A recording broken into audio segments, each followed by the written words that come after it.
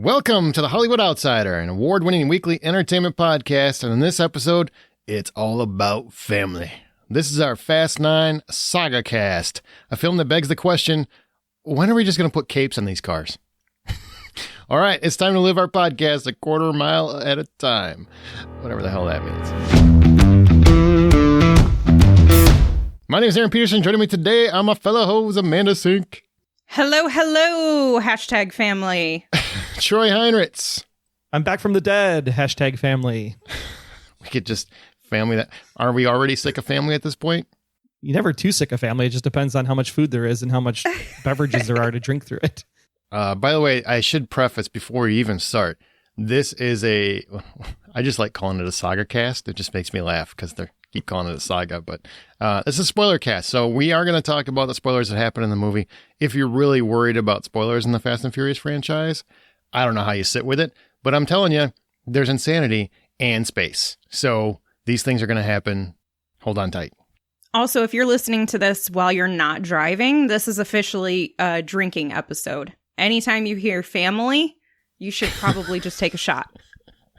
As long as you're not driving or driving anytime in the near future. Yes. Well, then we're drunk already because there was like 4 at the top of the show and I'm already hammered. People are already tired of it. Like, this is so played out. Stop it. All right. Well, this is 100% Fast and Furious focused and the first action blockbuster where people showed up in over a year. What was your audience like? My audience was packed, to be quite honest. And I was a little bit taken aback by that because when I booked my tickets, I saw the little X's on the thing and I didn't even notice that the no signs weren't on the digital ticketing.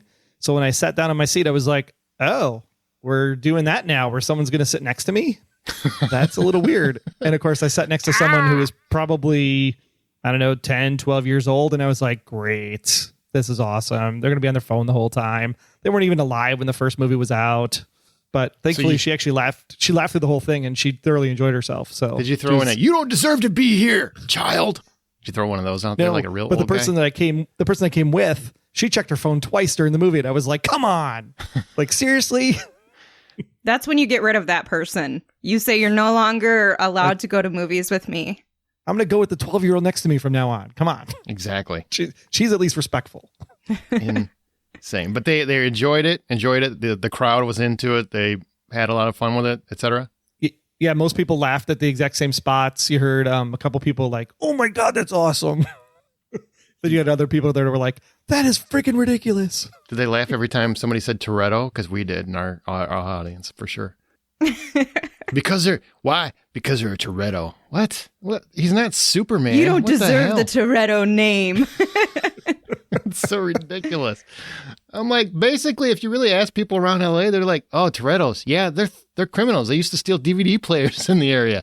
Then they turned into master criminals across the world. Now they're super spies or something." Yeah, that's what I heard. That's the Torettos. Yeah, but theater-wise, the concession line was like super long. So thank God for A-List and all the Premier membership access to get your snacks pretty quickly. And I think it was probably, instead of 10% filled in the pandemic times, this was only 10% empty. Wow. It was pretty packed. Oh, wow. That's awesome. Amanda, how about you? Well, I had my best friend and my brother and sister-in-law come with, and they were sitting next to each other, and it was just kind of hilarious to watch them live react to it because they hadn't seen the last movie, the 8th one, and so they're trying to like figure things out and sort things out, but at the same time, they're just anybody's reaction to the Ludacris, I'll say, haha, wink, wink, moments in this movie, it just Touché. got everybody like, what the hell? That was awesome and ridiculous, and we don't even care that it doesn't make sense. Yeah, man, there was, my wife had a wonderful laugh for all the spots that I think were supposed to be awesome. She just like laughed out loud. like how ridiculous it was. And yeah, I had so many things and where I was like, man, should I be laughing at this? Like, should I laugh at this? Because are they in on the joke now? Is this the Ferris Bueller? Are they literally winking at the camera at this point? You know, where did they do it? And everybody seemed to be laughing and enjoying the same moments, even when they were rolling their eyes, which was fascinating to me. I'm like, we just Yeah. You either accept these movies or you don't. I've listened to a couple other reviews of this film, and my God, they take this film too seriously. I'm like, I don't know what series you've been watching where you think you need to dissect it that much. Like, relax, go watch something else, because this obviously was not meant for you. And I'm not saying that there aren't dumb things in here. There's a lot of dumb things in here. On the same token, what did you think has been happening for the last few films? I mean, it's getting increasingly more ridiculous. Well, and to your point, I feel like they're just kind of getting in on the joke, because for so long, the joke was from audiences, one of these days, they're just going to go into space. Ha, ha, ha, ha, ha. And that was like the whole thing coming into this, is that they announced that they were officially going into space. And we're just like, hold on, wait a second. What? That was a joke. We didn't mean for you to take that seriously. And here you are. By the way, a few years ago, I said ride dinosaurs because they're both Universal movies. So all I want is for them to go to Jurassic Park and ride dinosaurs. So if they're taking this stuff literally, I want that to happen. You already work Minions in. I want that to happen. Horribly bad.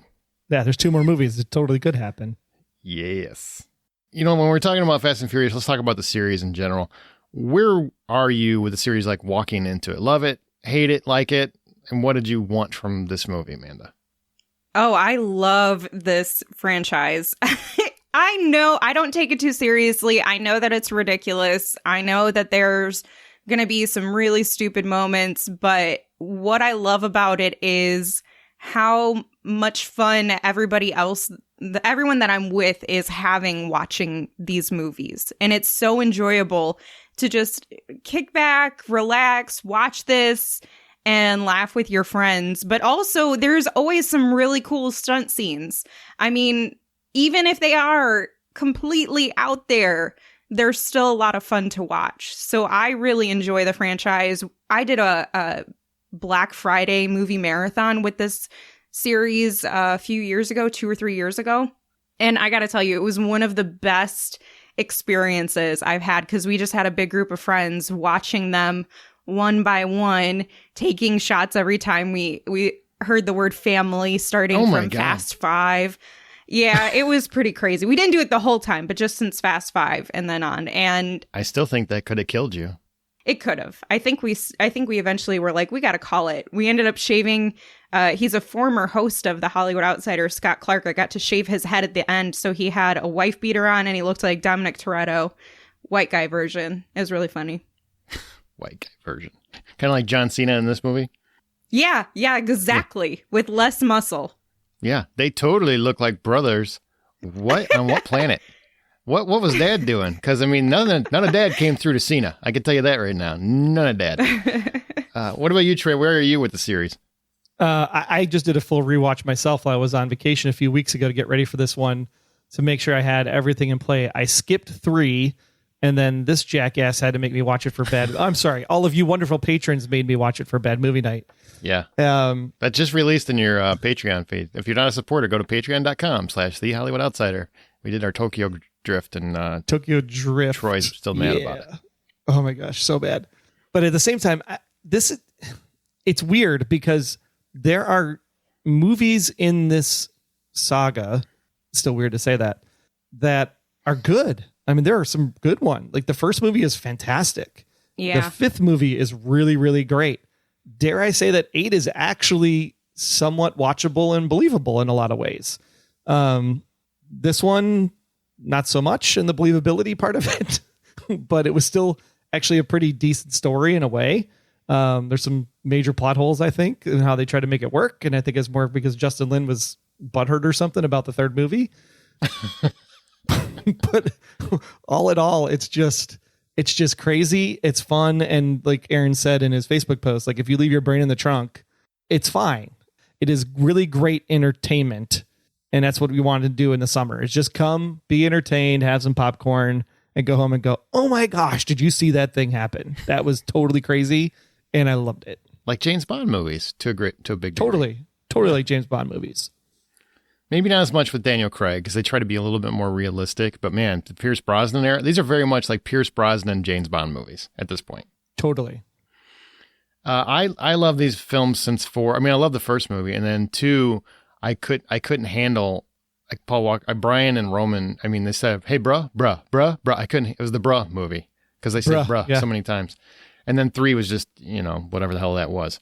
So mostly, I just love since 4, and it's gotten crazier and crazier as each film went on. But I absolutely love them. And then 5, obviously, everybody knows once they made it like a heist, a real crazy, bring the ultimate crew, Ocean's 11 style racing heist movie. It's just gotten more and more fantastical, and I love them.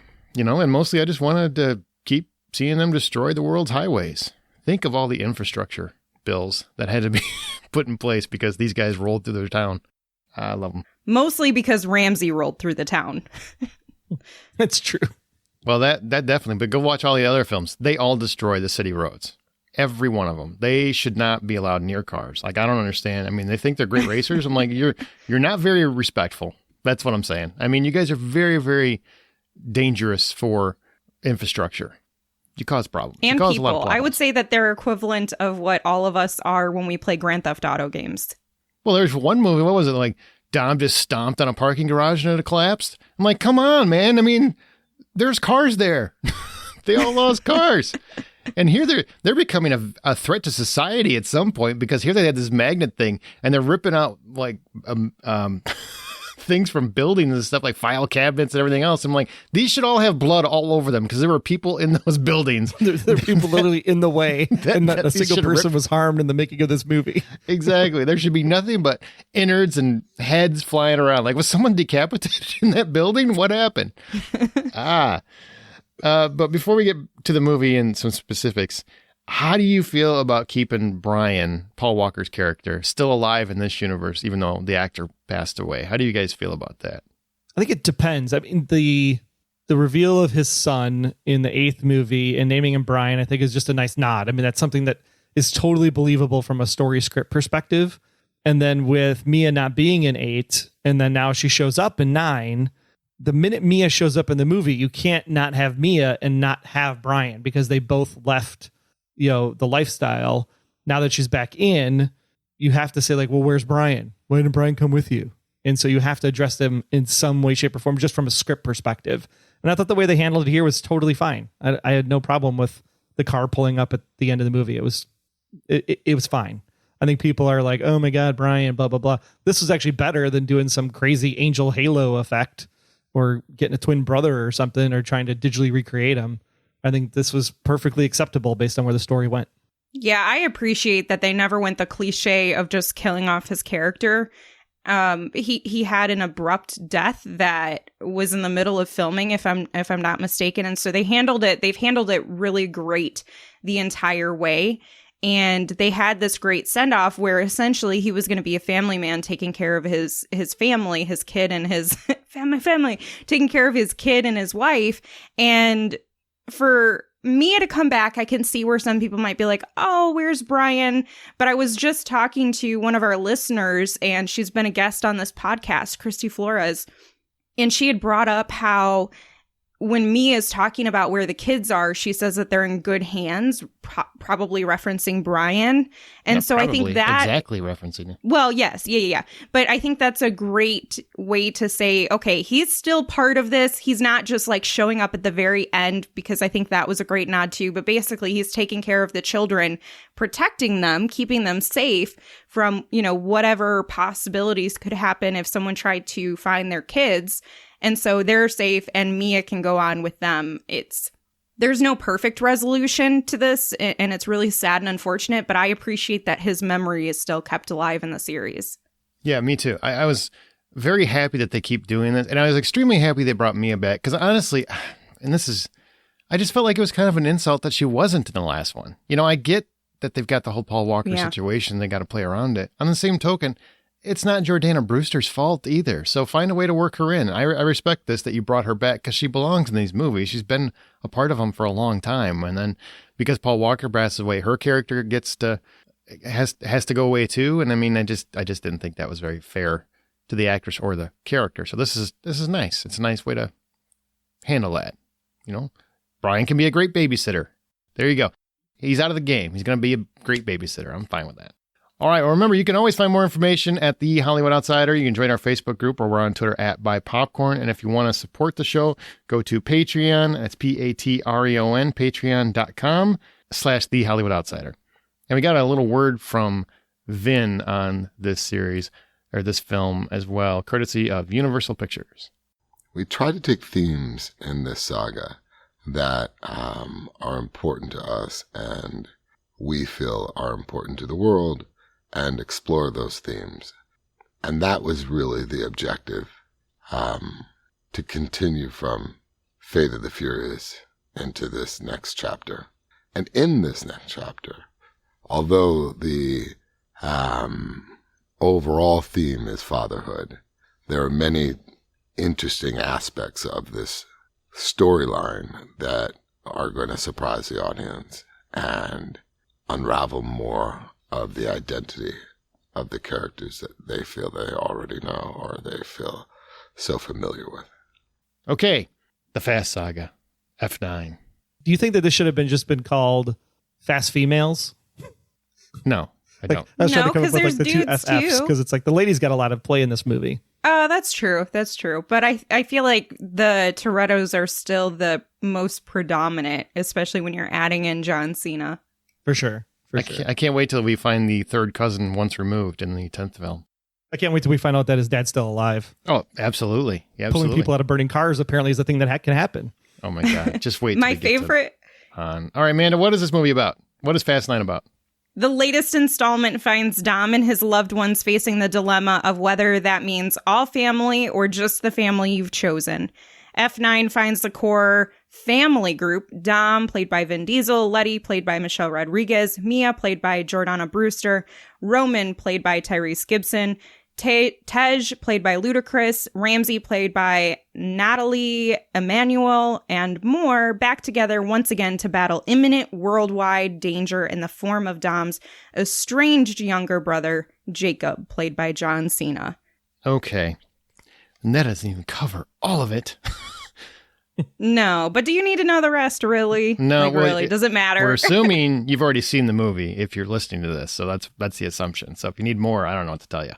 But just to be safe, we will throw in that there is a device called Ares, which is split in two parts, and they have to get both parts. And there's a central key that unlocks it in the form of Elle, who is the girl that was being guarded by Han. Yeah, that right there is the story.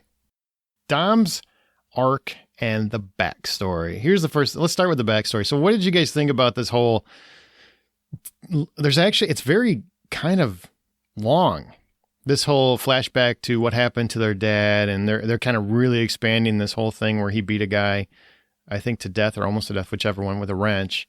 What did you think about this whole story to explain both what happened to dad and also to introduce this brother that's never been mentioned in any film whatsoever? Personally, for me, I thought that is a great idea.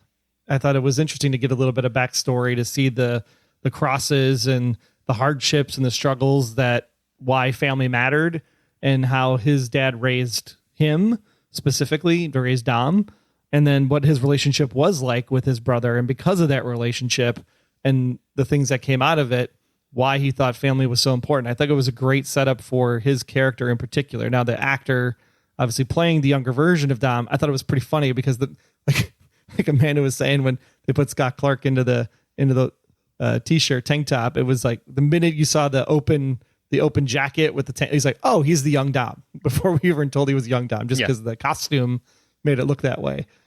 But the costume, the wife the beater. costume of a Walmart $2 wife beater. Yeah.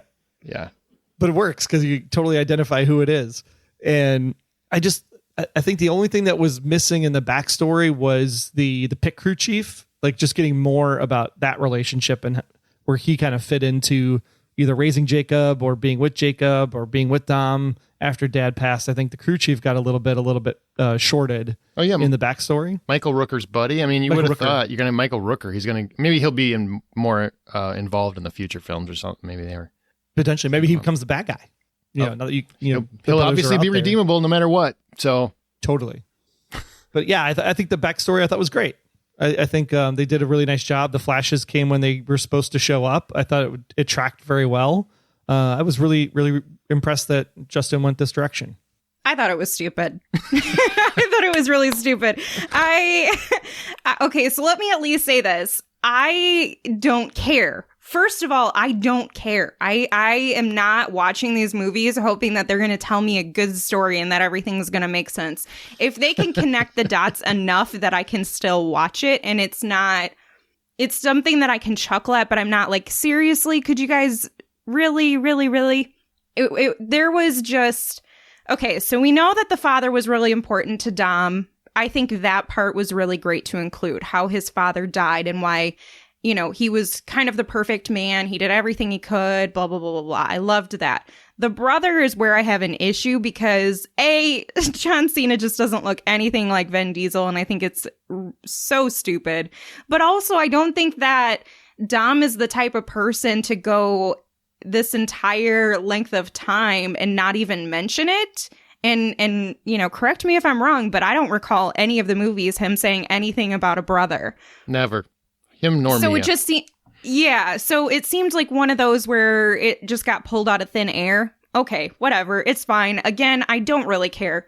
But do I think that it works well? Do I think that it's structurally sound in a script? Absolutely not. I think that is just so far beyond reason for it to just be like, yeah, he had a brother this whole time that nobody mentioned, even though they think he killed their dad. No, man, no. I think if they would have done something a little different with it, and maybe he just had resent for Dom because Dom was taken care of and maybe the brother wasn't taken care of and he went missing or something. I don't know. I think that maybe would have played a little bit better than he thought his brother killed his dad, So I just kind of laugh at it and then I move on because I don't mind. It's part of the Fast and the Furious franchise to have some strings and some flexibility with your mind into what's possible. Right. I was kind of on board with the backstory for most of the movie. I'm like, all right, this is interesting. It went on way too long. It was probably like Troy always says, it was 20 minutes too long. There was just too much of the backstory. And then there's a moment, I think it's near the end, obviously, but where Jakob is telling Dom why he didn't tell him, and like, Dad made me promise never to tell you or something like that. And I'm like, well, you just did. So yeah, that was a waste of 20 years or whatever it's been. What a ridiculous...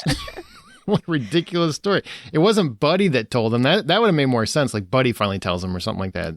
I just got to, end it. And the fact that he told him then, and I'm like, well, then you should have just told him at the time. Could have gotten this all straightened out way back when. Seems like a really wasted plot point right there and a whole lot of family squabbles for nothing. Yeah, I laughed out loud when that happened. And I think I said out loud, you just told him. Because he's like, I promised I wouldn't say anything. I had to promise Dad and I didn't do it. And it's like, okay, but the whole conversation right now is you breaking that promise. Yeah, you're literally doing it right now. Ugh, I guess it doesn't mean that much to you, especially because it wasn't in like a high stakes situation. It was just him trying to like put it in his face because it's like, you want to know the truth? I'll tell you the truth. Urgh. So, yeah, it just. And I love that he went his own way and he becomes a super spy. Like apparently it's in the bloodline. It's just, they're all going to be there. It's just in the DNA. Jesus. Because, the Torettos. Can't keep a Toretto down. It's just funny. It's funny. I do, in terms of Dom himself, there's this whole, I don't know, this whole fatherhood, I guess, theme in this movie where they're kind of looking at, he wants to give up this life. He wants to be a good dad. And then they're realizing that that's not who they are. Meanwhile, him and Letty, who really are the parents at this point, put themselves in imminent danger at any given second, regardless, apparently thinking not about that kid at all, little Brian. And it was amazing to me, like, how quickly he was able to drop this kid off at Brian's house. So he must live just down the street from this farm, right? Like, that was just a fascinating... I'm like, you got there really quick, and you changed your mind super fast. And apparently Brian's at the ready. He's like, oh, you're just going to drop the kid off? You're going to go save the world. Okay, cool. I'll just be here with all these kids. I'll just hang out. Just be here with all these damn kids. Have fun. Like I said, the females know where their priorities are. The dads are staying at home for a change. It's good. Right. And then there's like Brian's moments, just a stay-at-home dad. Now I at- love that. I'm not kidding at the beginning when I said that they just should put capes on these cars. These are officially superhero movies now. Like, there's no debating it anymore. There's just no debating it. It was in the script. Yeah. They were all like, "Hey, do you think there's something weird? Like, I don't even have a scratch on me. Am I invincible?" But they have that moment where they're, where Dom and everybody escapes. And then Dom shuts the door on Letty for no reason. He could have just shut that. Obviously, it was locked behind him because she's staying there the whole time watching him fight. So why not just lock it behind yourself, idiot? Anyway, so they have this big fight, and he takes on, I don't know, 47 guys roughly, and he basically brings the whole thing down. And of course, there's a vat of water at the bottom, but he fell very, very far, right? Like, you guys remember this scene where I'm talking about? Where I remember all of it. Where he died for the 800th time in the series. Yeah, exactly. And then Letty, apparently, she just took a swan dive because we couldn't see down at the bottom of that thing. So she just assumed there's water at the bottom. I don't understand how she knew to jump and she would land in water versus plummet to her Or she death. ran down the steps. The steps were gone. He Like, just the collapsed steps were the whole gone. thing. No. In the building, on the other side where she's at, she just would have kept going and running down the stairs to get to the bottom once she saw it collapse. That feels like a real stretch. Like, just a... Either way, it's a real stretch, Aaron. Either she swan dived like 115 feet into a vat of water that she had no idea was there and wouldn't have even gotten to the water. She would have hit some of the concrete going down, or she ran down the steps and somehow managed to get there and bring him out. not to manage that she probably hit the water at terminal velocity on her cranium. She breaks the plane of the water and would have died instantly. Well, it boggles my mind that the whole story, especially Dom's arc, hinges on he's going to go after Mr. Nobody, right? I guess the whole point is to go after Mr. Nobody and find out what's going on. And then by the end of the movie, they are back to drinking Coronas before they find Mr. Nobody. They still haven't found him. I just want to point that out. By the end of the movie, they still haven't found him, and everybody just goes back to life drinking the Coronas.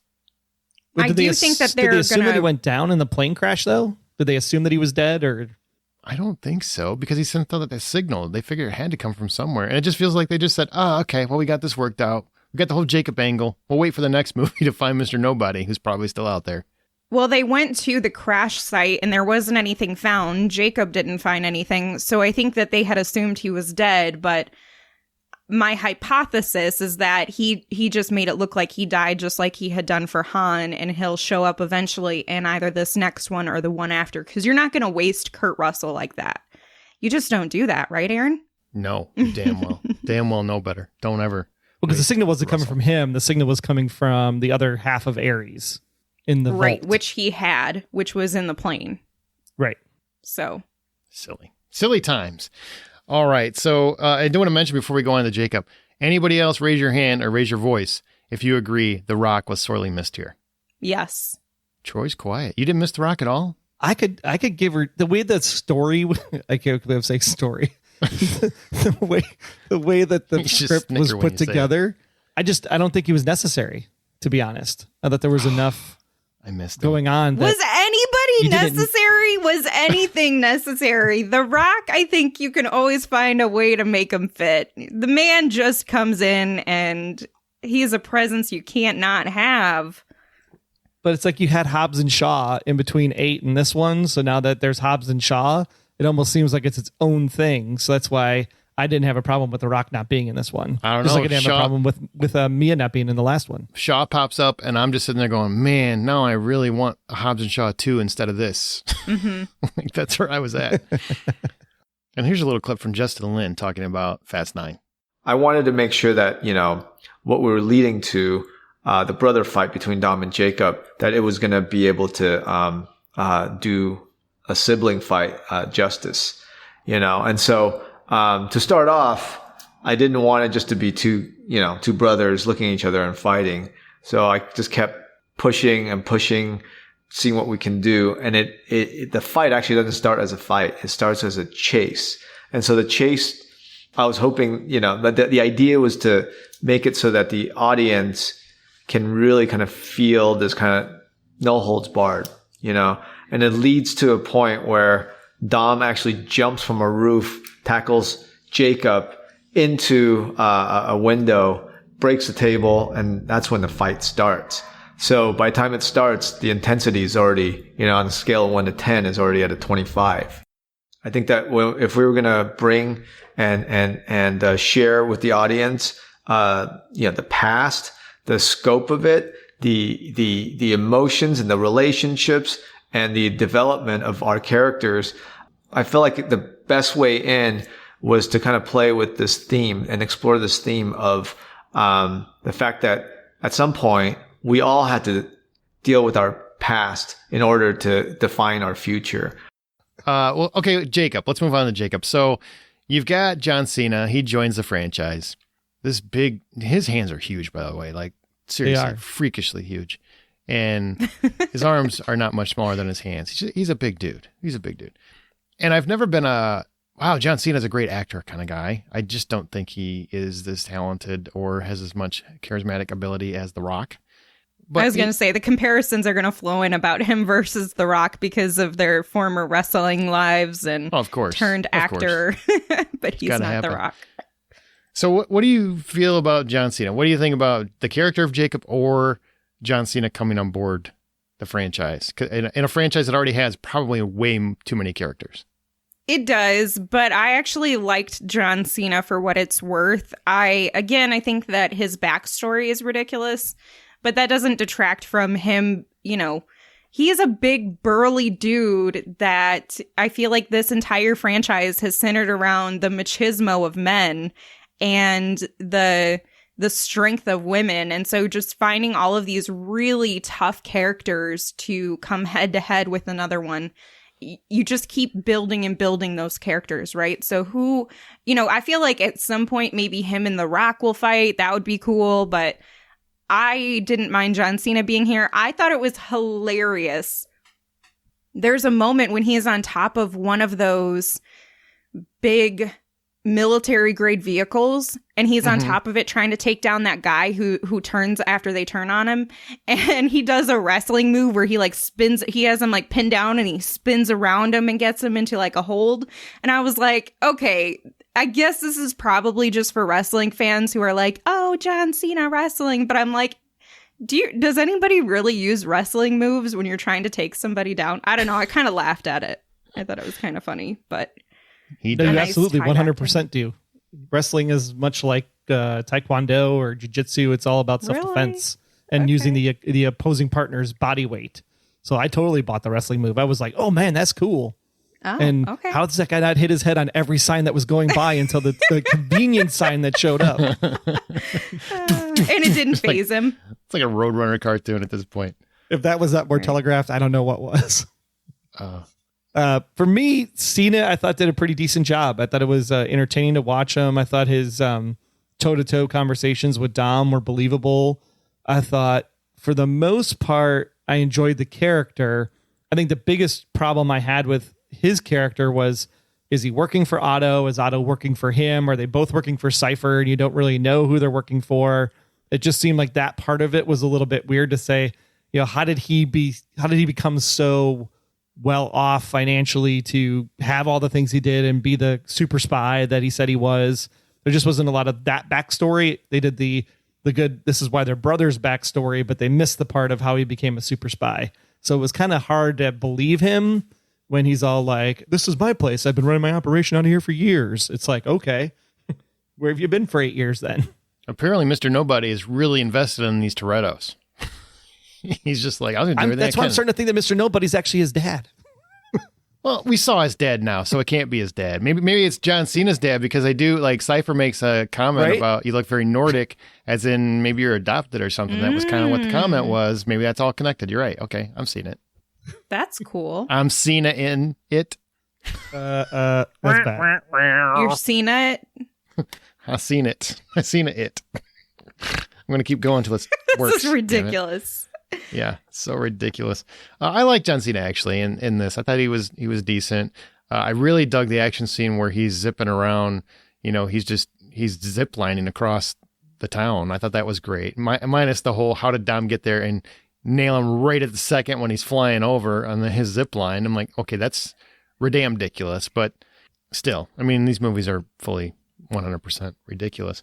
But yeah, I like them in the world, and I was kind of curious to see where they go from here. And I think they didn't go too far against where brothers would almost kill each other. I'm glad they didn't go there, because I don't think Dom would do that even to family. So, that was good. Yeah, the one gun, double gun move, I thought that was pretty slick. Which one? When Cena's pointing the gun at him, and then Vin Diesel grabs the gun, and as he grabs the gun, Cena pulls out a second gun, so they had the gun-to-gun face-off. Oh, yeah. But that was a pretty nice move. I like that one. It was, except it led to the whole biometrics thing, which was ridiculous. Like, wait. It certainly was. You can track him because he got the gun. What? What are you talking about? Well, this is biometrics. They're like, you're just making science up now. You're like, that's not how this shit works. Oh my God, can we, since we're talking about the absurdities of some of this stuff, can we talk about how there's a moment where when they're looking at Mr. Nobody's video and they zoom in on the cross and they somehow unpixelate it I hate that. Clarity? No, I freaking hate it. I was like, that's not how this works. You cannot make a picture clearer. You cannot. Pixels are pixels. You can't make it clearer. Well, you can. It's called digital interpolation in order to make it fill in the blanks to make it clearer. But you can. It's not. It doesn't look like a damn picture. It's not picture perfect. It basically globs it all together. Yeah. Okay. But you know what? You just have to swallow it. It's these movies. So it's every movie. What did you think about Letty and Mia's arc here? Like, they both missed this life. They're obviously tired of being mother hens. They're just like, they just want to leave their kids with Brian and go save the world. What do you think about this? And I'm not laughing at it. I think it's cool. On the same token, I'm like, poor Brian, this poor son of a bitch is just sitting there going, everybody's dropping their kids off. This sucks. Letty, I totally bought. Yeah, Michelle Rodriguez's character has always been about the streets, about the racing, about the cars.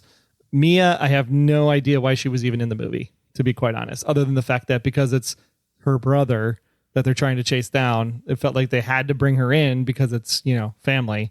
But if it wasn't for that, like, Mia wouldn't belong in the movie at all. So I don't buy the fact that she missed the lifestyle one bit. Michelle Rodriguez did a fantastic job as always. I completely think that she could have a movie all on her own without Dom, and it would totally carry.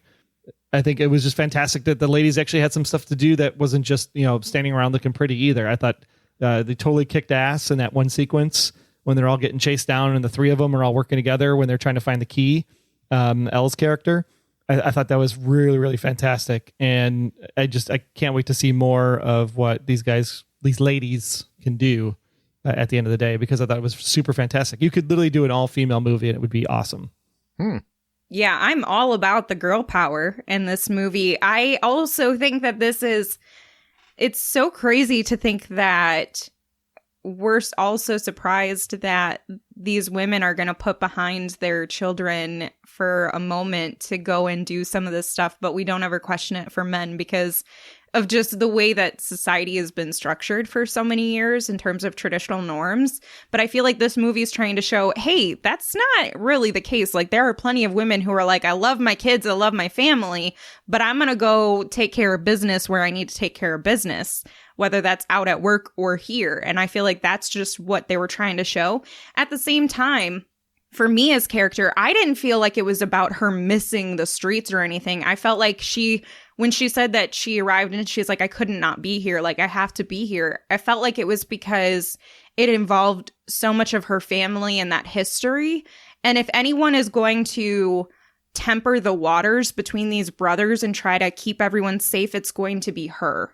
Having the sister in between the two brothers who's like, no, let's not do this. They don't want to hit their sister. That they are going to calm down a little bit with her around and listening to her in some respect. And so I feel like that's really what her intention and role was just not to be missing this whole thing.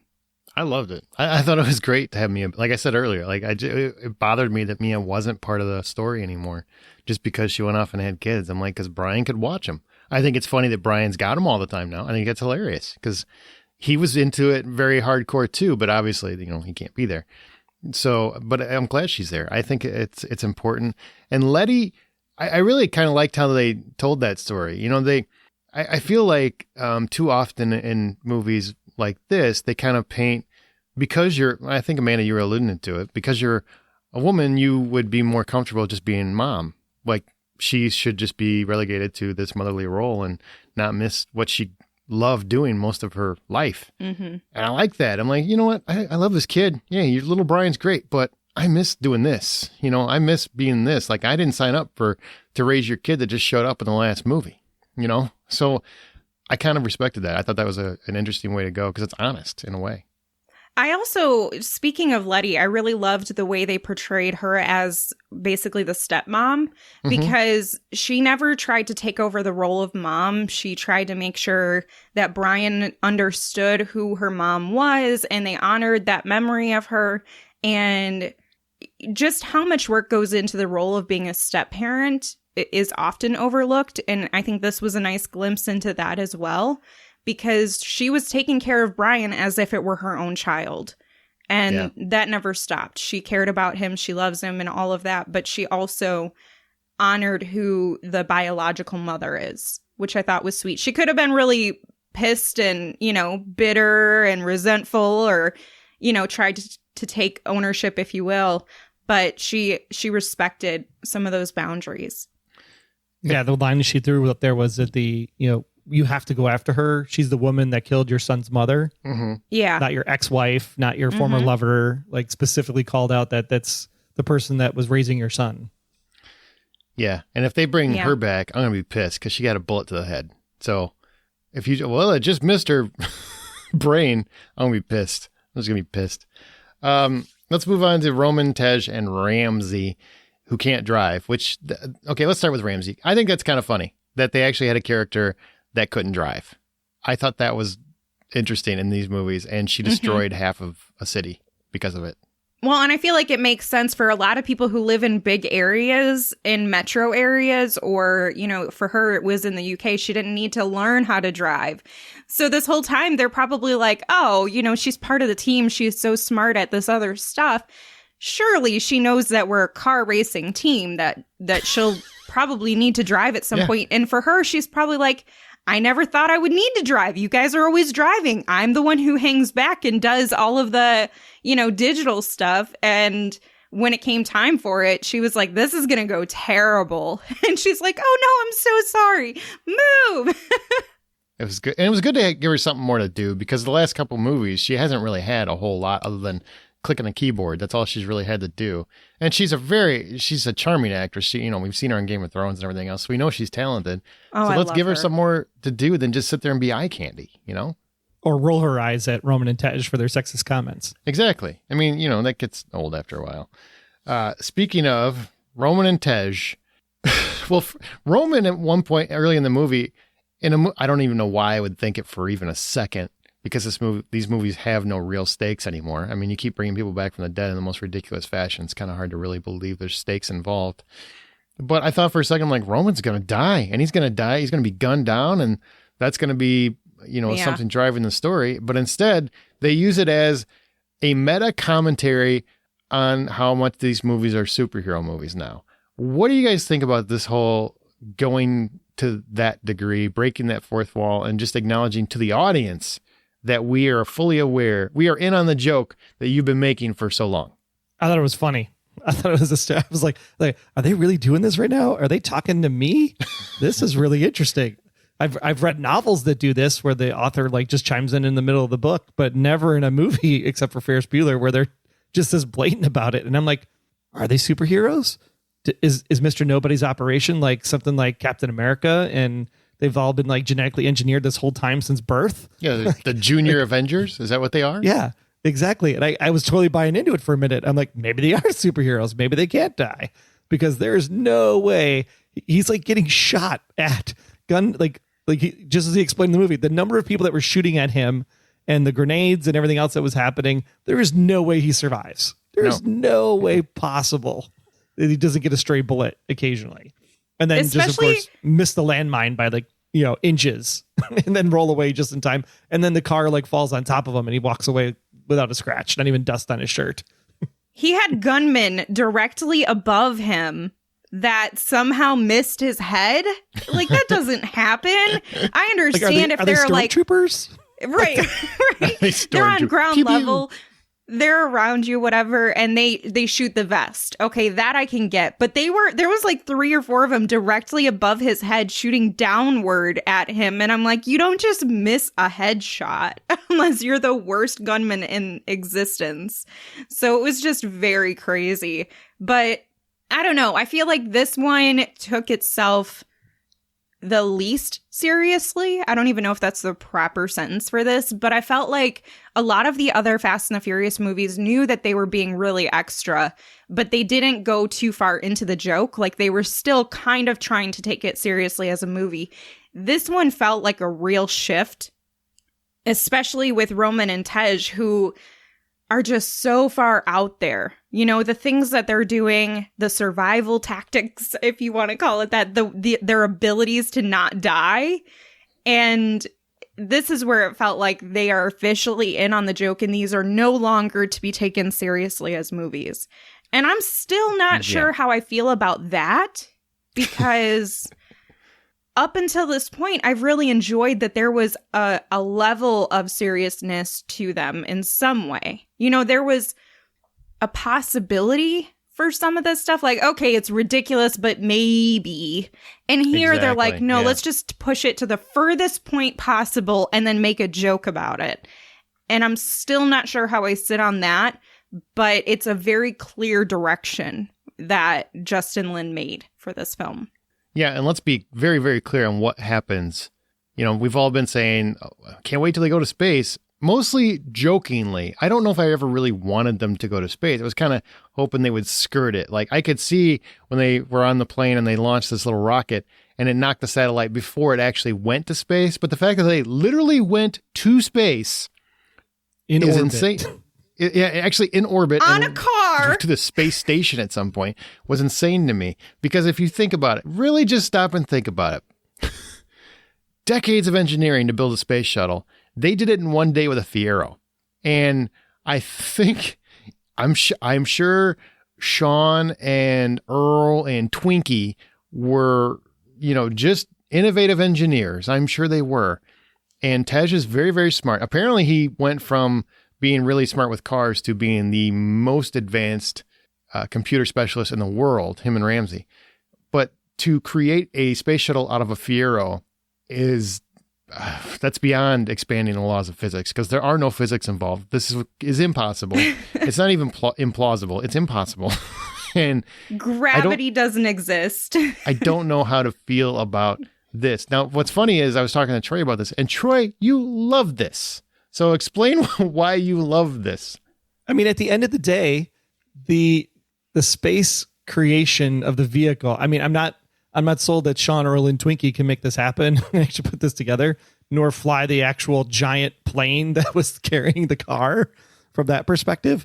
But the Fiero itself, I mean, if you think about what like the original Apollo capsule looked like, there's no reason why a Fiero couldn't be converted into a spaceship. I mean, it had boosters, it had a fuel container.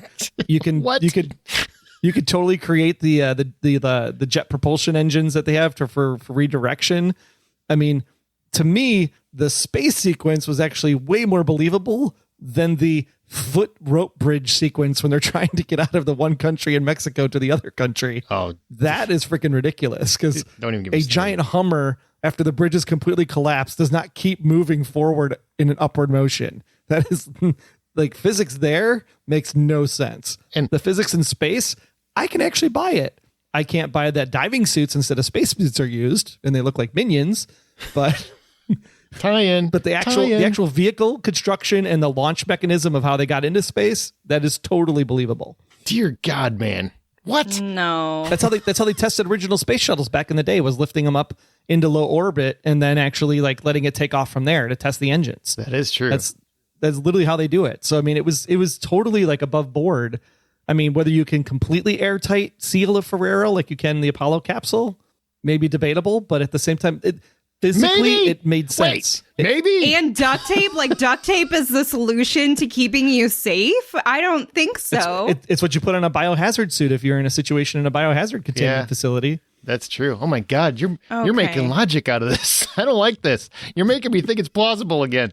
Ah! Now, the fact that the Fiero actually survives going through the satellite to get to the International Space Station without any engines to course correct itself to get there, that's completely ridiculous.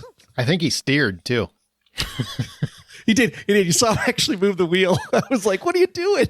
He steered. And you agree that it's movement in space? Like, it seemed like it was just in space.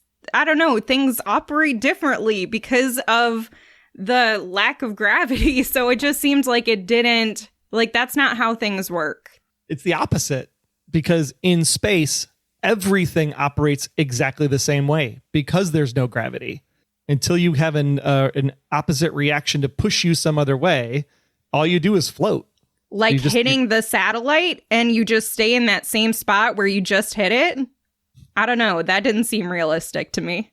Well, you got to remember, when you're looking at it from a space perspective, everything looks like you're sitting still because the Earth is orbiting and turning below you. But in theory, you're the one that's actually moving. It's all based on perspective of where you're standing.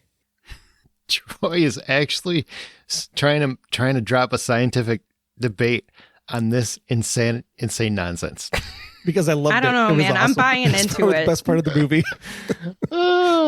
You know what? You love that. I'm not taking away from it. It was a moment where I'm just like, this is, you either got to be on board or you got to leave. I really believe that at that moment. I'm like, you're either on board with these films at this point, or you should leave, because, jumping the shark, it doesn't even come close to where this is. So you're either on board or you're not. And if you're not, then just shut up about it. You didn't like it, fine. We don't need to tell us how stupid we are because we do. If you do like it, then enjoy it. Just live it up and just laugh that, man, they went to space. Okay. And Troy has there's an argument there, I guess. Because I know Troy, and Troy is very, very informed in terms of space travel, and he loves the space program, and he loves space research and stuff like that. So if he's making the argument, I'm like, okay, well, you know more about it than I do, so I'll go with that. I was literally going like, well, if it has a sunroof, technically you could make an airlock in the sunroof so that you could actually dock to the space station. Shit. Oh my God. This is going too far. I don't know, man. Wow. I respect that he is a hungry man. That he's like, man, I'm trying to eat. I can relate. That's funny. All right. Well, that kind of leads us to the real important question in this film. Have the stunts gone too far? A plane picking up a jumping car, a car literally Indiana Jonesing across a canyon, space, magnet cars. Like, what's too far in this series at this point? I would have to say the magnet cars were cool. Don't get me wrong. I think the way it was used was a little bit ridiculous, especially the part where the car was in reverse. I think it was Han's car. And then they basically magnetize it to the back of the other car. So it's actually driving backwards. And then they both get out of the car to climb into the vehicle. And as the vehicle's moving left and right, you can actually see the car. It's like they're on water skis where it kind of drifts left and it drifts right. It's still attached, but it's not magnetized to the car. It's actually sliding to the right bumper, sliding to the left bumper as it makes the turns. That physics does not work. That was totally unbelievable at that point. It either should have been the magnets were so strong it literally was part of the car and moved in concert with the other vehicle, or if it would have turned too fast, then the magnet would have broke and the car would have been flung based on the principles. The canyon sequence. Well, hang on. Magnets. Yeah. I just want to point out, they built them in record time. Like, apparently in one day they managed to build a space shuttle, and they created magnets in all these cars that they just understand the technology about like yesterday. And like Home Depot's carrying these things in stock or something. And they become technically experts in how to utilize them as well in record time. What is happening? I don't understand. Everybody's an expert in everything overnight now. Well, you had Ramsey and you had Tej, and they had the magnets inside of the bunker, which technically was Jakob's bunker. So I get it, but they're all using they are flipping those buttons like they've been doing this for 10 years. They are skilled at this magnet thing. That'll probably never come up in any other movie that we see in this series. So don't you think that was probably more of a stretch than the space shuttle, I think. It's just polarity, plus and minus. Turn up the plus, turn down the minus. Damn it, I can't argue with you anymore. I can't do it. But isn't there something, and I can't get too far into this, but if you're talking about the polarity, isn't it something about how, like, I feel like it didn't attach to every single car. There was something where it was selective. It had selective polarity in terms of attracting certain things. It attracted lots of things that should have flown through people's bodies, but that didn't happen. That's the part that was like, especially the one guy when he's like standing inside the store, right inside the window, and then everything like flies right by him. I'm like, how is nothing hitting this guy? And he's knocking him on his butt. Yeah, he would have holes through him. He would look like Swiss cheese when you look back at him. Maybe he does. They just didn't show that part. Now the ejection part of the magnets, that's totally unbelievable. Because once you turn the polarity the other way, it would just fall down right where it was. It wouldn't actually like push outward to repel. Right. So that was a little, the repelling part was a little bit of the unbelievable physics, but it was coolish. As long as it was cool. All right, go to the latching the cable, because that's the one that just bugged me like crazy. Like, how does Dom plan to latch the cable on the underside of your car? Because you can't plan for that. That seems like, let's give it a shot. Maybe we'll get lucky. Like, you can't plan for that. How does he plan to have the cable in the first place to begin with? Like, just in case I might need to jump a canyon at one point, I should install this tow cable on my car. Well, it was from the bridge. It was the bridge. Yeah. But I mean, the fact that he actually had a tow cable to catch the rope of the bridge to then be able to hook it under his wheel so that he could actually swing across. I mean, it was like totally unbelievable. But yet I cheered at that scene because I thought it was the coolest thing ever. I think he lodged, I don't think it was under his car. I think it was, he drove over the edge of the bridge and it hooked under his car with the rope bridge cable attached to it. So it wasn't Is anything. that what it was? Because I thought he turned the wheel, and because when he turned the wheel, he like was like doing some maneuver to like rehook it on underneath or something. No, I think he was trying to get that piece lodged under his car because he's just so damn skilled that he can plan. Yeah, that's what I thought that. it was too. It was crazy either way. Yeah, it was awesome. It was ridiculous.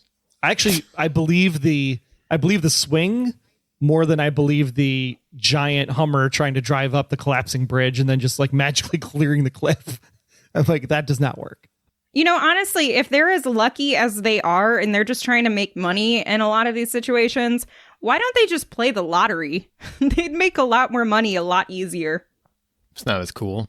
It's never been exciting watching somebody win the lottery, but hooking onto a rope ladder and Indiana Jones and his ass across that way, then flipping 4 or 5 times and somehow being perfectly fine.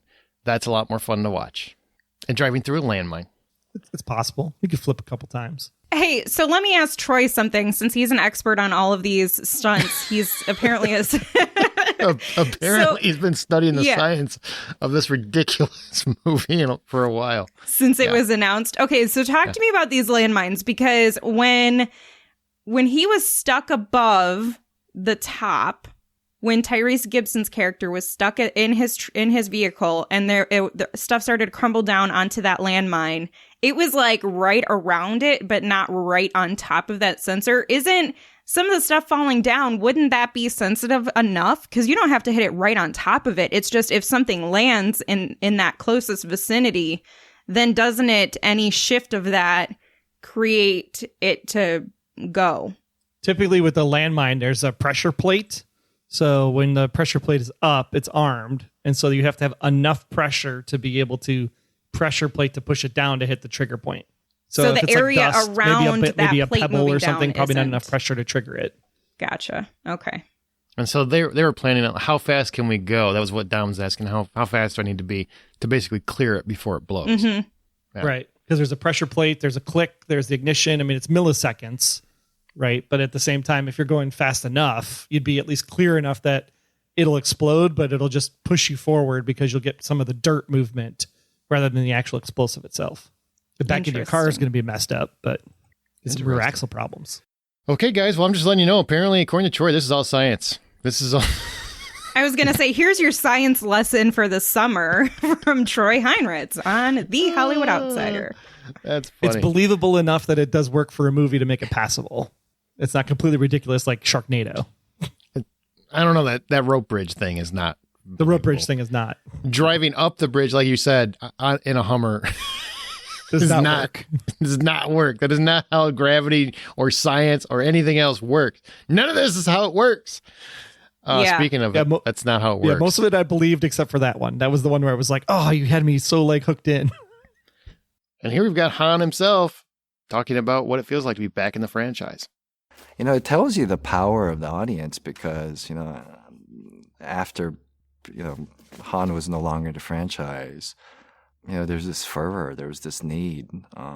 And I think people really missed that character. And then, you know, when we went to, you know, Fast 8, you know, that brought up a lot of questions from the fans. You know, why is Shaw now part of the family when, you know, he was responsible for the death of Han? So, you know, these are the things I think as an actor, as a fan, you know, it's pretty exciting to see that, you know, this is truly like the people's movie.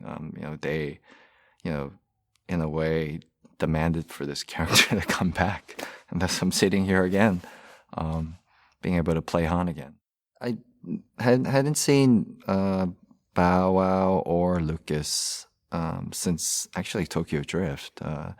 Jason Tobin, who plays Earl, was in Better Luck Tomorrow, and you know, we're old friends, and he actually ended up moving to Hong Kong, so you know, I haven't seen him in a few years either.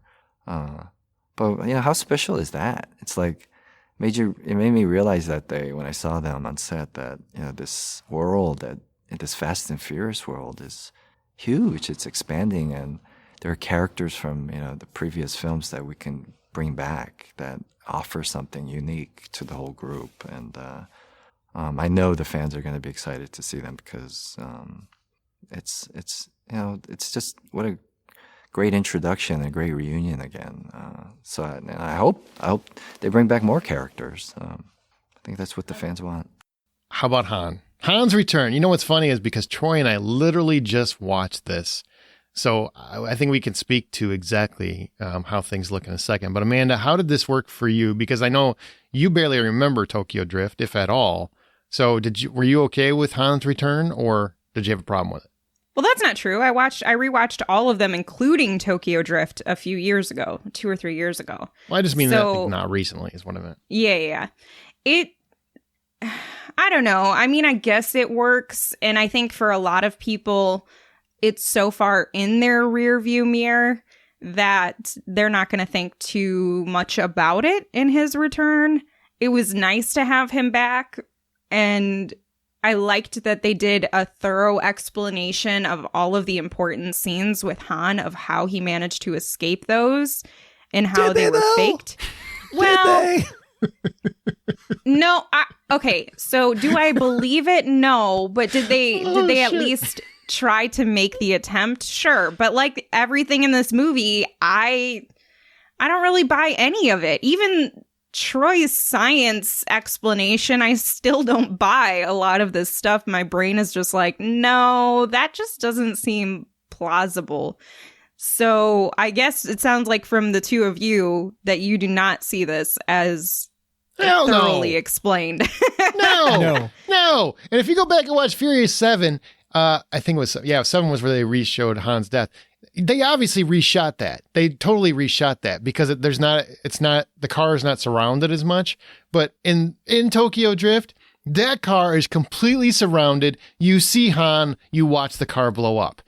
Yeah. There's no Mr. Nobody magic where he gets out of there and nobody sees him escaping the car. It's just freaking impossible unless he planted people all on the backside of that car. Maybe.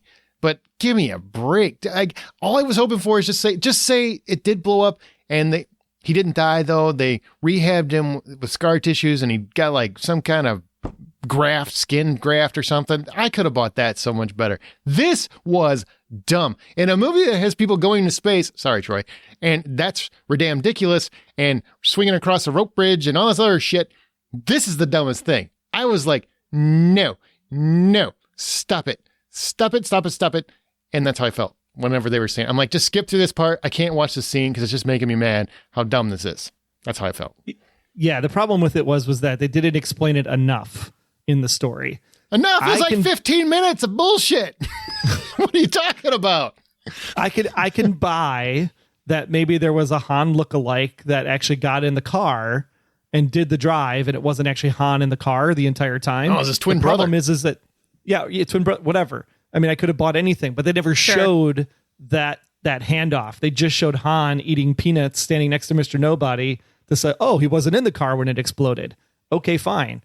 But who the hell was in the car? And who the hell was Sean talking to before he got in the car? Like, that's the part I could, like, show me that part of it and I would buy the story. But because you didn't show me that part of it, I can't buy that he's alive. No, they say they got him out before it blew. That's what they were saying. We got it out before. There's no evidence of that in the third movie. Nope. No, Zero. yeah.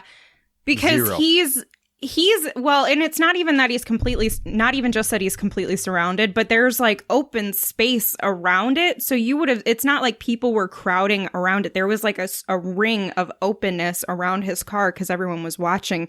And you see him in the car upside down while the stuff is leaking before it starts to explode. And then you see it explode, but everybody's watching that entire time.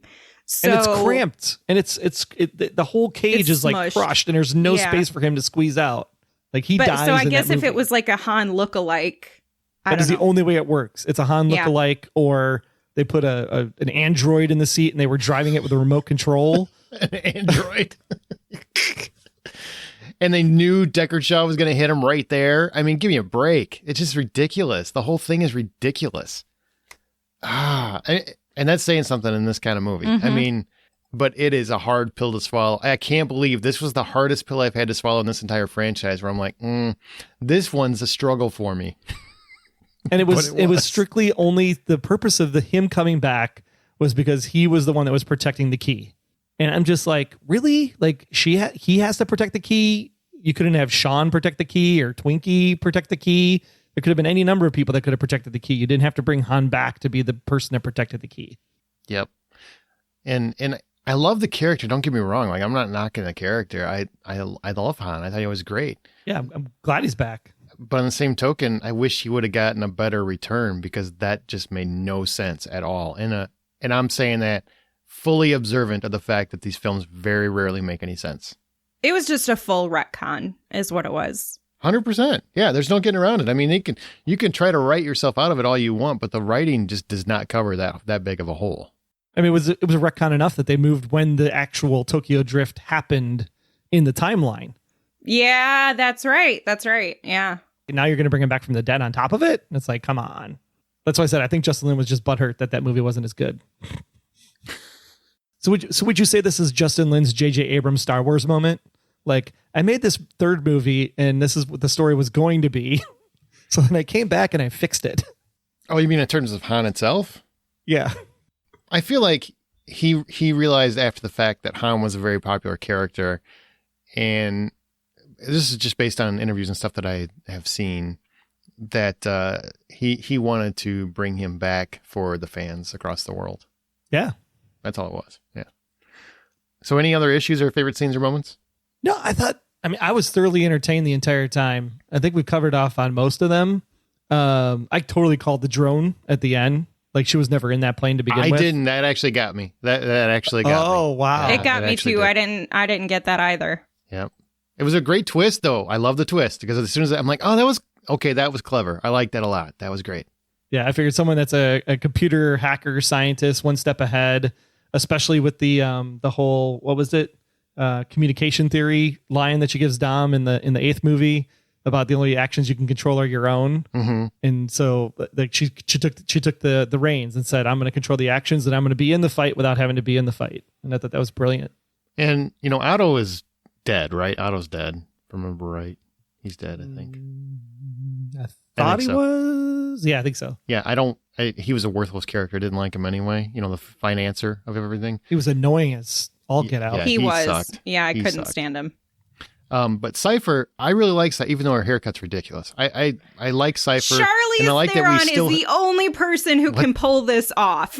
Yeah, I agree with that. Charlize I liked her Theron. hair better in this one than the dreadlocks from the other God, one. it's so bad. Like, who let this happen? Somebody stop it. Charlize deserves better. Maybe they're just doing it on purpose. Like, look, everybody thinks you're going to look gorgeous with no matter what your hair looks like. Let's try everything that goes against your beauty. and we'll see if we can pull it off. And she keeps doing it. She keeps nailing it. She's so pretty. It's so stupid. But I like they literally just put a bowl on her head, just cut around it. So I really like that they still at least have one character that is bad, that isn't fully redeemable, and everything else. Like, she is kind of evil in this world, and obviously going to be important in the future. So I really dig that. Yeah, I like Charlize Theron, and I like seeing her be the bad girl. And I like that the villain is, you get two sides of the coin here. You're getting some really strong women, both who are really family oriented, but also badasses. And also on the other side, ones that are just downright evil and just very selfish. And it's all about her own interests. I also have a big issue with the fact that they just made Tokyo Drift the most important movie in the entire saga. Because you have Sean, Earl, and Twinkie in this movie, and they build the freaking spaceship. Plus, you have them showing up at Dom's house, getting rebuilt at the end, and they're sitting at the family table having grace with all of them. And I'm like, oh my gosh, is Hillbilly and Earl and Twinkie going to be in these movies going forward? Because that is not something I asked for. I did not sign up for that when I bought my ticket to this movie. I kind of like how they made Sean comedic relief, though, because, you know, he was so lambasted in the third movie for his accent and everything else. And I kind of respect the actor because he's like, I'm not going to lose it. That's who I am. Even though I just don't find him to be a very captivating actor. He's fine, I guess, in most things, just not Tokyo Drift. But in the same token, I kind of like they made him kind of ridiculous in this one. And it was fun. It kind of works. I thought he was really fun in this movie. I thought, I like Sean in the character in this movie, Lucas Black's character. And I did love somebody actually acknowledging, you actually went by the name Twinkie at one point. You know, I just thought that joke was spot on. That was hilarious. Yeah. That was spot on. There's one thing, like when this movie was over, this is the thing I thought about the most. And I have to point this out because I was laughing so hard just thinking back about it. Everybody in this movie has earpieces at all times. They're constantly talking to each other through earpieces. At one point, Ramsey's talking to them in space through an earpiece. And apparently, like, what great technology she has. But every time you see Dom talking to him, it's through a walkie-talkie. And all I can picture is Vin Diesel showing up going, hey, I need a sparring partner. I need somebody to show my emotion too. I need to let the audiences know I'm serious. So he's always yelling at this walkie-talkie, and I'm like, is that even on the same frequency as the earpiece? I don't understand what's going on. Who else is listening in on your deep master plans of this big heist? And I would love in some future movie when he's doing that, when they're on their earpiece, and just somebody goes, Dom, you got to push the button. You got to push the button, Dom. We don't know what the plan is. You haven't been talking to us for 15 minutes because you didn't push the button. What are we supposed to do? That's what I would love to see. That's so true. It bugged me. All right, so there's 2 movies left. So according to Vin Diesel, they have 2 movies left. There's a final one that they're split into 2 parts. You know, however they want to do it here. What do you want? Is that in addition to possibly a Han versus Shaw movie? Because that would be cool to watch. No, we didn't even talk about that, did we? I skipped right over that. No. I'm sorry. How about that mid-credit scene between the Shaw and Han reunion? I will tell you, you were talking earlier about how it's no big deal. We didn't see The Rock. As soon as I saw Jason Statham beating that guy, and they had that great bit about, well, you already got the flash drive? He's like, yeah, I just need to get a workout in. I thought that was the best joke in the whole damn movie. It was so good. I loved that whole scene, and then him seeing Han. I thought that was great. How did you guys feel about that? Like, we're going to get that in the future. Super excited. I mean, I was like, oh my God, is this the next movie or is this like a spin-off movie? Because either way, I'm totally in to watch that. That's what I signed up for. If they're going to bring Han back, at least put the 2 of these guys together. Yeah, I would love to see that.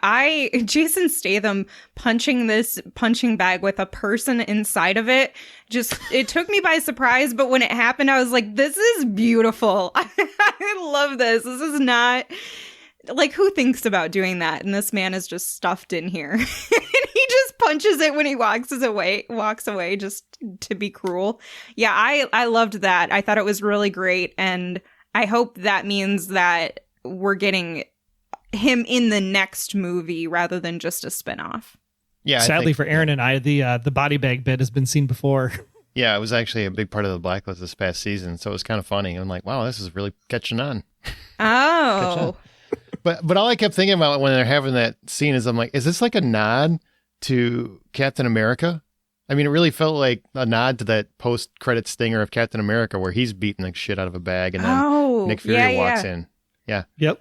So that's good. I didn't know if that because was... they're superheroes. Exactly. That's what I'm saying. Like, I didn't know. Is that intentional? Are you guys doing this That's intentionally? Because that's kind of funny. I mean, I thought it was funny. Okay, so 2 movies left. What do you want out of the remaining 2 films, Amanda?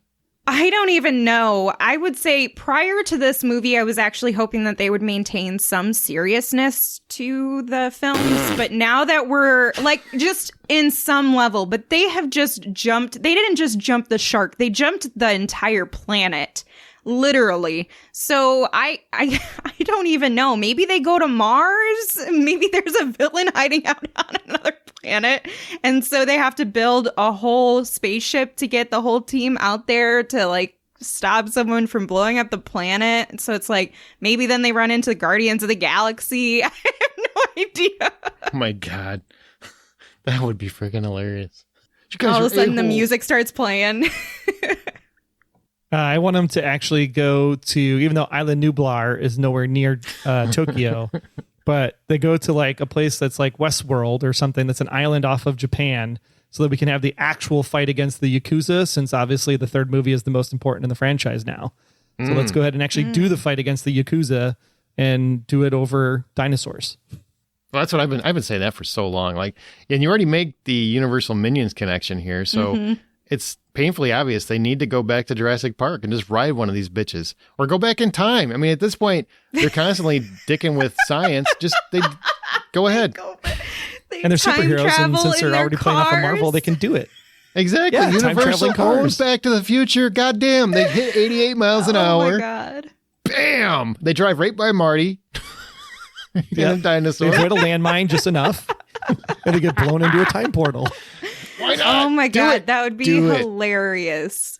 Do Wow. it. Or at some point, I would love this. I would literally love this. And they seem to be listening to fans' most ridiculous requests. So just have them drive a DeLorean and then get them to 88 miles an hour. Maybe they don't go back in time, but it almost play the joke like they're going to go back in time. I think that would be really, really fun. That would be really funny. Yeah. Could they have like a Otherwise, fight while they're riding the dinosaurs? Like they're Of course. dinosaurs Shit, are yeah. riding around and they have like swords or something. I don't know. Yeah, and the T-Rex comes up after Dom, and then The Rock just punches the T-Rex in the face and shows back up. They punch Absolutely. dinosaurs in the face. I would love it. You know, the dinosaurs are trying to fight with their tiny little arms, but they're just beating the shit out of them or hitting them with cars. I don't know. Go ahead. Go crazy. I do hope, though, for the finale movie, though, they bring it back into some kind of like reality and have like a good blending of like the first movie and the 5th movie, where it's a true actual story that you could totally somewhat be believable and just have a really good story behind it. I think that'd be great. I really, really kind of wish they would lean more back into Fast Five. I mean, the reason why that's everybody's favorite movie is because it did have that perfect combination of being grounded and outrageous at the same time. You know, it wasn't so far over the top, you know, where it just, you know, you check believability at the door. Like this one where you're just like, what country are we in right now? Are we even on Earth? Yeah, exactly. Well, no, Troy, we're not. We're actually in space for a big portion of it. And apparently you could just drift over to the space station. It's right there. What? That's not how this works. I do want to watch them catch Cypher. I want Rock back. I want Mr. Nobody back. And honestly, if you're going to keep bringing back characters, Gal Gadot, if you could find a way to afford her, you know, bring her back. Oh, and, yeah. You know, You never saw a body. all she did was literally fall on a runway, so she shouldn't be dead anyway. I mean, Han actually exploded, and he comes back. So I think Gal Gadot could come back. I think that's next. I definitely think They have she's a back good before the end. reunion. That would Gotta be be. cool. Yeah. All right, well, we got one more thing, but before that, share your thoughts on this episode or anything else in our Facebook group. It's The Hollywood Outsider. It's a closed group, so you got to look for it. We're on Twitter at BuyPopcorn. Our site is TheHollywoodOutsider.com with a review of Fast 9 is up there as well as other films. And our email is feedback at TheHollywoodOutsider.com. Please rate and subscribe us on your preferred podcast app. And starting July 1st, will be eligible for the podcast awards for Best in TV and Film. So if you would like to go over there, you can find Troy on the Blacklist Exposed and at Troy Heinrichs on Twitter, Amanda on Veronica's Marshmallows and Smirk and at Sink Into This, me on the Blacklist Exposed and Presenting Hitchcock and at Aaron Smirks. But last question, what's one insane stunt you still want to see them do in these films? I want to see a submarine situation where they're actually like they're old World War II ducks and they can dive and then go under and then take out a nuclear sub or something. I think that would be awesome. Would it be a car? It'd be a car, but it'd be a submarine as a car as a submarine. We went to space. We can definitely go underwater. Okay. That'd be cool. I mean, what could they do that they haven't done already? I don't know. Some sort of ridiculous, something with a tightrope. Like maybe the car it has to drive across the tightrope and the wheel gets stuck and it keeps going somehow, or they have to walk across it.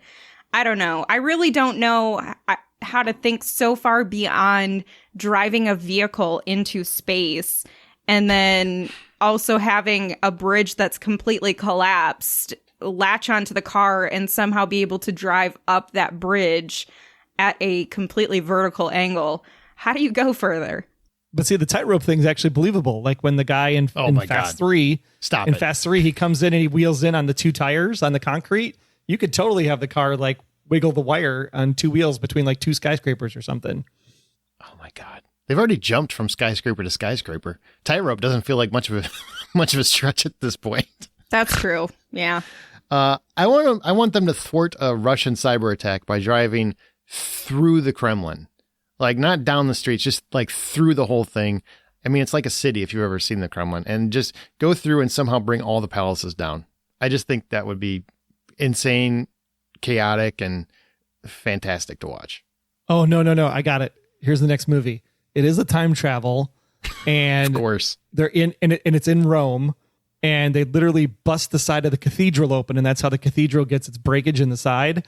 And then as they jump, they bump into the Leaning Tower of Pisa, and that's why the Leaning Tower is leaning. And you could totally set up the entire Roman history from a time travel.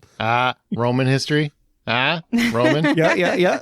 What if they did something like in Egypt with like the pyramids? They went back in time and did something. Oh, that'd be cool too. Yeah. I think we're getting a little too happy with going back in time because now they're going to end up hearing this and doing it because they seem to think those are the great ideas, the most outlandish. Guys, we just heard this. And remember, Universal owns Back to the Future. We can do this. We're going to bring Doc back.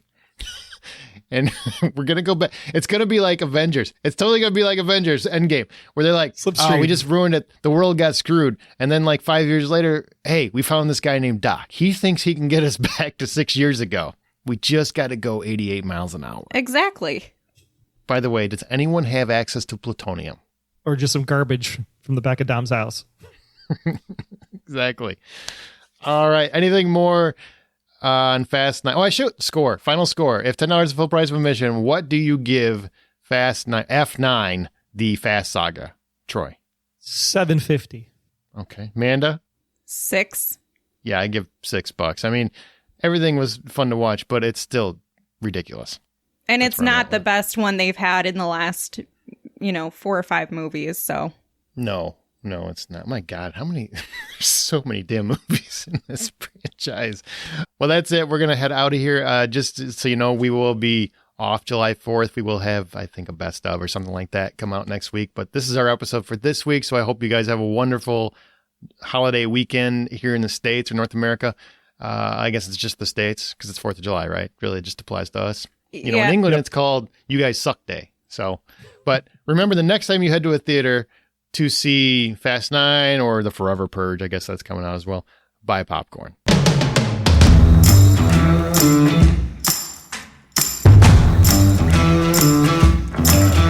So John Cena, come back, you think? For sure? Probably.